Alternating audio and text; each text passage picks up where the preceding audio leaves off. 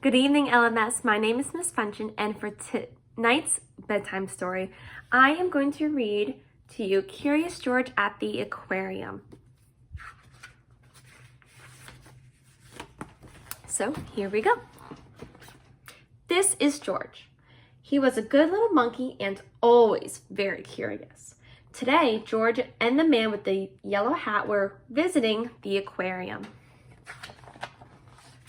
"George," said the man, "please wait here while I buy the tickets." George tried to wait, but he was so excited. What was inside?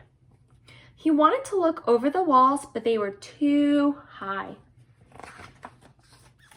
Just then, he heard a splash and a whoosh. Water flew into the air.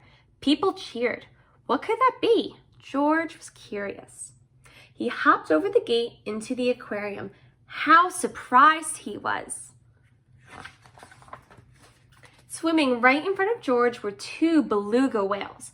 The mother and the baby beluga swam right past him.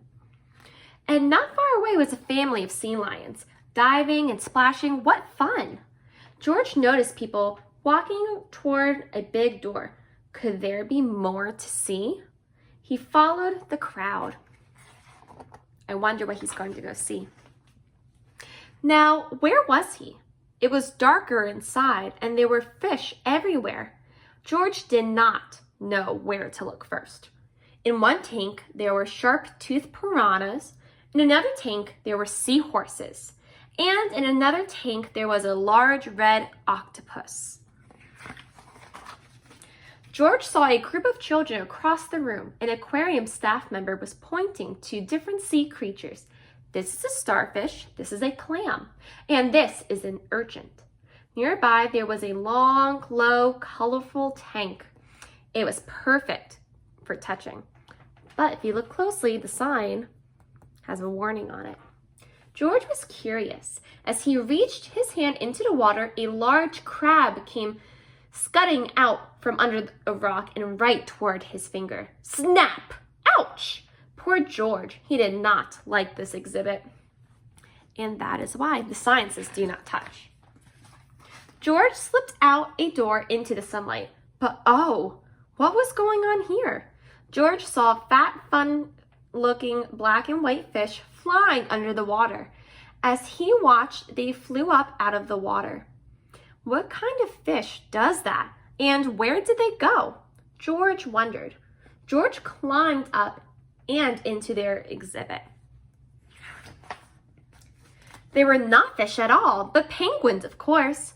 George hopped like a penguin, flapped his wings like a penguin, and waddled like a penguin. A crowd gathered and laughed. But when he slid on his belly like a penguin, I wonder what's going to happen. The aquarium staff stopped by to check on the penguins. A monkey in the penguin exhibit? George opened a door to escape, but instead, all the penguins ran out. Penguins everywhere. The staff were so angry at George. How could they catch all the penguins? In all the excitement, nobody noticed the penguin chick falling into the water. No one but George.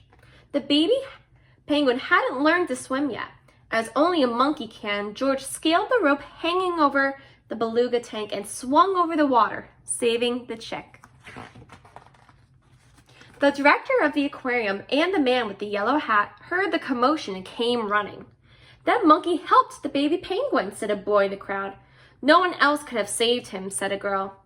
The director thanked George for his help and made him an honorary staff member of the aquarium. George said goodbye to his new penguin friends. He could not wait to come back to the aquarium and visit them again. The end. I hope you all enjoyed tonight's bedtime story. Have a good night. Bye.